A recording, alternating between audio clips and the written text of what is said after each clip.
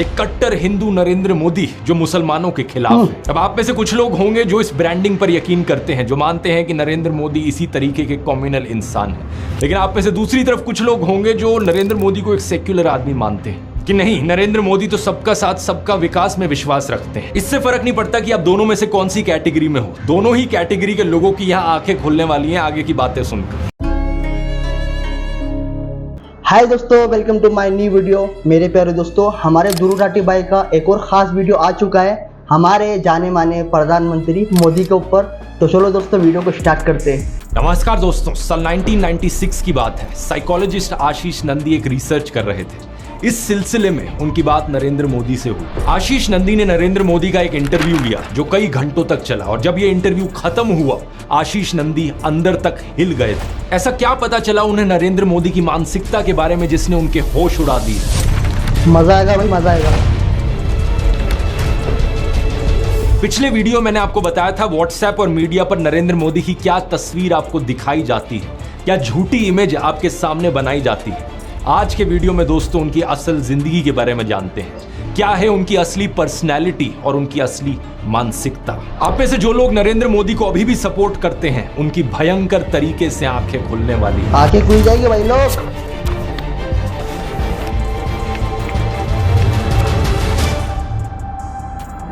Video शुरू करने से पहले दोस्तों मैं आप लोगों का धन्यवाद करना चाहूंगा, क्योंकि अब इस चैनल पर हमारे 20 मिलियन से ज्यादा सब्सक्राइबर्स हो चुके हैं। ये सही मायनों में एक बहुत बहुत बड़ा नंबर होता है, और मुझे देखकर खुशी होती है कि देश में इतने सारे लोग हैं जो देश के संविधान को, देश के लोकतंत्र को बचाने की परवाह करते हैं। शुरुआत एक बार फिर से उनके बचपन से करते हैं दोस्तों। नरेंद्र मोदी की पढ़ाई हुई थी भगवताचार्य नारायणाचार्य स्कूल में। उनके संस्कृत के टीचर प्रहलाद पटेल ने बताया कि वो एक एवरेज स्टूडेंट थे। उनके बायोग्राफर नीलंजन मुखोपाध्याय ने भी यही बात कही। लेकिन दिलचस्प बात सुनिए, उन्हें स्कूल के नाटकों में एक्टिंग करना बहुत पसंद था, लेकिन अगर मेन रोल ना मिले तो उस नाटक में एक्टिंग करने से ही मना कर देते। 8 साल की उम्र में ही वो आरएसएस के संपर्क में आ गए थे। साल 1958 में दिवाली के दिन वो वडनगर की आरएसएस शाखा में बाल स्वयं सेवक बने। उनके स्कूल के सहपाठी सुधीर जोशी ने बताया कि शाम को स्कूल के बाद वो घर पर किताबें रखते और सीधा शाखा चले जाते। इसके बाद 1972 में 22 साल की उम्र में नरेंद्र मोदी आरएसएस के प्रचारक बने,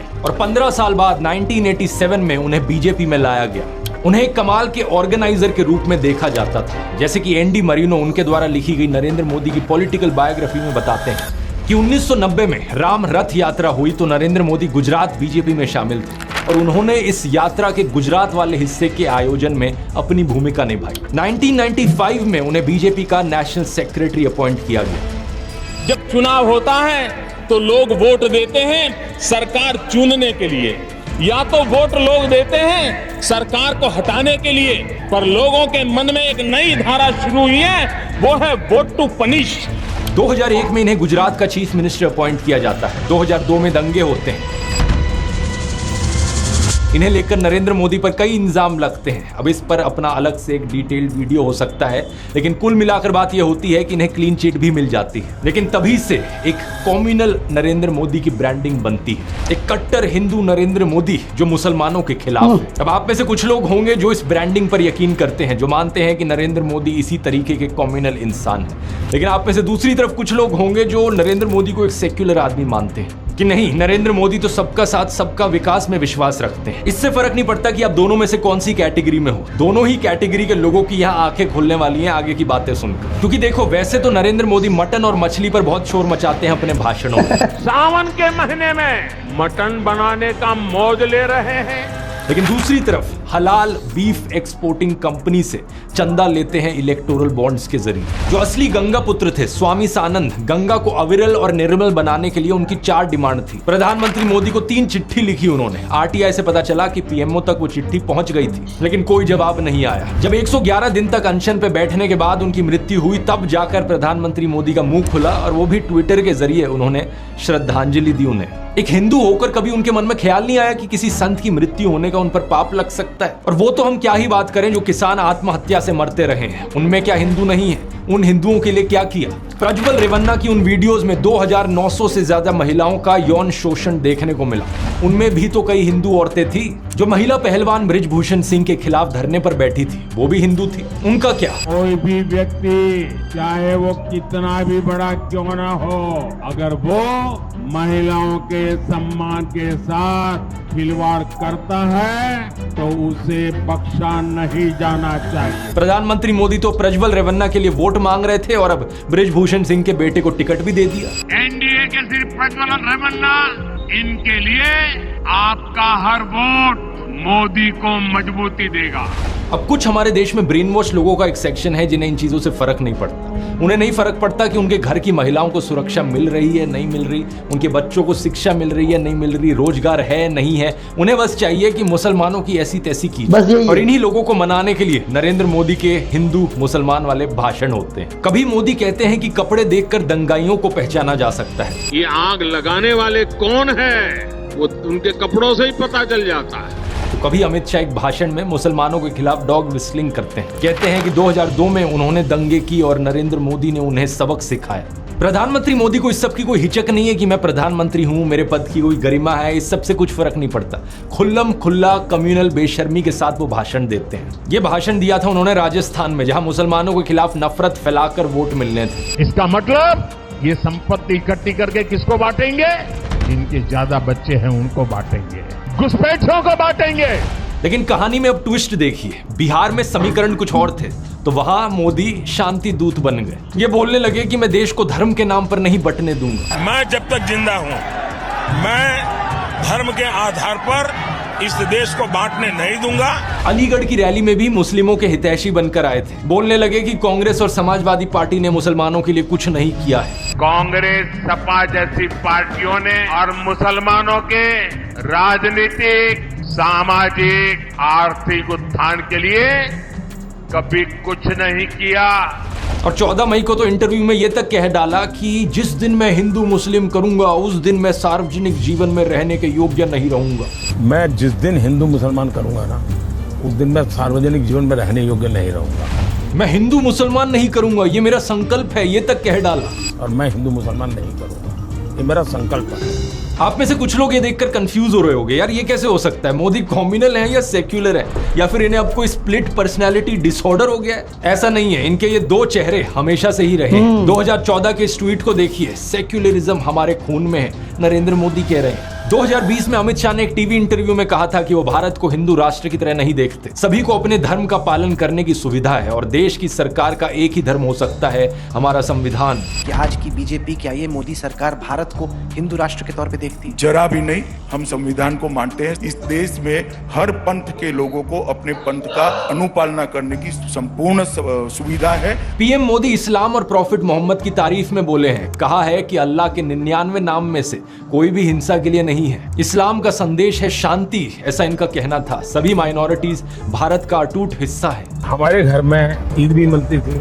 मेरे घर में ईद के दिन खुद का खाना नहीं पकता, सारे मुस्लिम परिवारों से मेरे यहाँ खाना आ जाता था। जब मुहर्रम निकलता था तो हमारा कंपल्सरी होता था कि उससे नीचे से निकलो, जैसे परिक्रमा करते हैं ना मंदिरों, ताजिए के नीचे। हाँ, तो ताजिए के नीचे से निकलो, हमें सिखाया जाता था। आप यहाँ पैटर्न ढूंढने की कोशिश करो दोस्तों, क्योंकि बात यहाँ सिर्फ हिंदू और मुसलमान की नहीं है। जहाँ सिखिज्म से फायदा हो वहाँ ये पगड़ी बांधकर गुरुद्वारे में दाल बनाते हुए और लंगर सर्व करते हुए दिखते हैं मोदी। अभी कुछ दिन बाद पंजाब में भी तो चुनाव होने हैं। पत्रकार साक्षी जोशी ने इनके पुराने नाते वाले बयानों का एक बड़ा अच्छा कंपाइलेशन बनाया था। नरेंद्र मोदी ने एक बार कहा था, भगवान बुद्ध के साथ इनका सुखद संबंध है। भगवान बुद्ध के साथ मेरा एक और संबंध भी है, जिसमें अद्भुत संयोग भी है और जो बहुत सुखद भी है।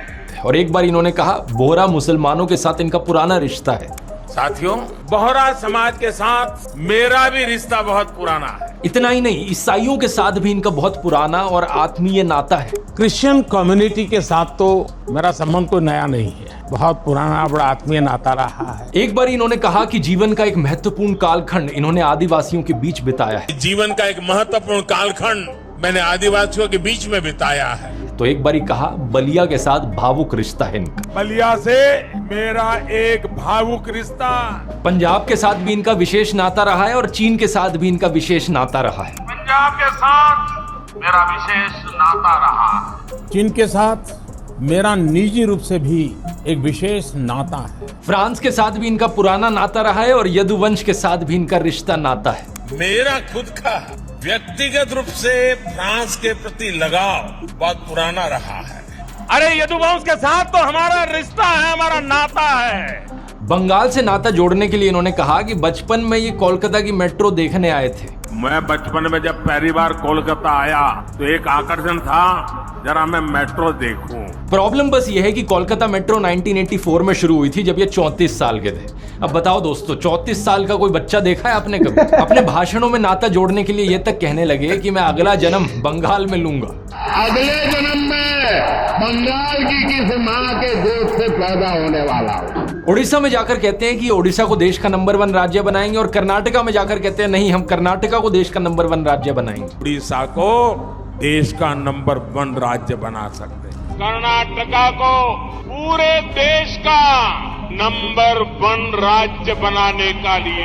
बात समझ रहे हो ना दोस्तों? वोट पाने के लिए जहां जो बोलना पड़े वो बोला जाता है। हर एक राज्य में एक इमोशनल कनेक्ट बनाने के लिए वहां के लोगों के साथ एक नाता निकल कर आ जाता है। पूरे देश में यही स्ट्रैटेजी चलाई जाती है। उत्तर प्रदेश में बीजेपी गौ माता के नाम पर लोगों को इमोशनल करती है। ये कहते हैं कि गौ हत्या को अगर रुकवाना है तो हमें वोट करो। केरला में जाकर इसका उल्टा कहते हैं, अगर क्वालिटी बीफ चाहिए आपको तो हमें वोट करो। जब गोवा की बात हुई तो 2015 में अमित शाह ने खुद कहा था कि इनका देश भर में बीफ बैन करने का कोई प्लान नहीं है। अब जनता के लिए अच्छे काम करना ये भी एक तरीका है सत्ता हासिल करने का, लेकिन इतनी मेहनत कौन करे? काम के नाम पर या तो लोगों को सपने दिखाए जाते हैं या फिर नौटंकियां करी जाती हैं। गुजरात मॉडल, अच्छे दिन, गंगा नदी की सफाई, 100 स्मार्ट सिटीज, काला धन वापस लाओ, ये कुछ ऐसे सपने थे जिनकी एक्सपायरी डेट रीच हो चुकी है। डिमोनेटाइजेशन को देखो, 2016 में अमित शाह ने कहा था कि ये काले धन के खिलाफ सर्जिकल स्ट्राइक है। अगर ऐसा है तो नोटबंदी के नाम पे वोट क्यों नहीं मांगते लोगों से? 3 फार्म लॉज को याद करो, प्रधानमंत्री मोदी ने कहा था कि ये ऐतिहासिक चीज है किसानों के लिए। फिर जब मोदी सरकार ने इन्हें वापस लिया तो गोदी मीडिया वाले कह रहे थे कि ये मास्टर स्ट्रोक है इन्हें वापस लेना। तो अब वोट क्यों नहीं मांग रहे इस चीज पर? ना तो कृषि कानूनों पर वोट मांग रहे हैं, ना इनके वापस लेने पर वोट मांग रहे हैं। किसानों की आय दुगनी करने की बात करी थी इन्होंने,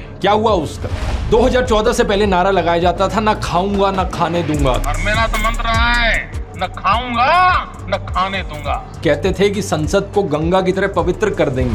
कभी आपने इस नारे को दोबारा सुना इनके मुंह से? अरे महंगाई के बारे में नरेंद्र मोदी कहा करते थे, प्रधानमंत्री के मुंह से महंगाई का म भी नहीं निकलता। प्रधानमंत्री यहाँ आए थे, लेकिन प्रधानमंत्री महंगाई का म बोलने के लिए तैयार नहीं है, महंगाई का म बोलने के लिए तैयार नहीं। इन्होंने ही नारा दिया था, बहुत हुई महंगाई की मार, तो अब महंगाई को कंट्रोल करने पर वोट क्यों नहीं मांग रहे? नरेंद्र मोदी खुद को गंगा पुत्र कहा करते थे, तो अब नमामि गंगे के नाम पर वोट क्यों नहीं मांग रहे? क्यों नहीं मांग रहे वोट काम पर? ये मेक इन इंडिया का शेर याद है दोस्तों?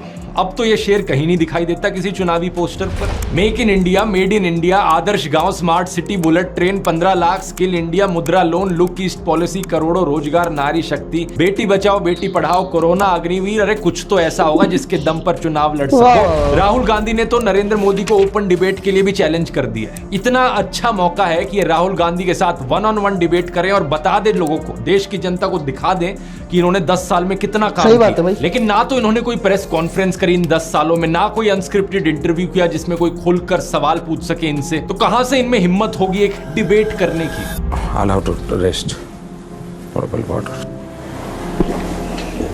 इसीलिए चुनावी भाषण में अब फिर से वही हिंदू मुस्लिम और पुराना नाम, ये है निंजा टेक्निक जनता को रिझाकर वोट लेने की। लेकिन अब दूसरी बात यहाँ पर आती है कि अपने संगठन के अंदर अपनी पैठ कैसे बनाई जाए।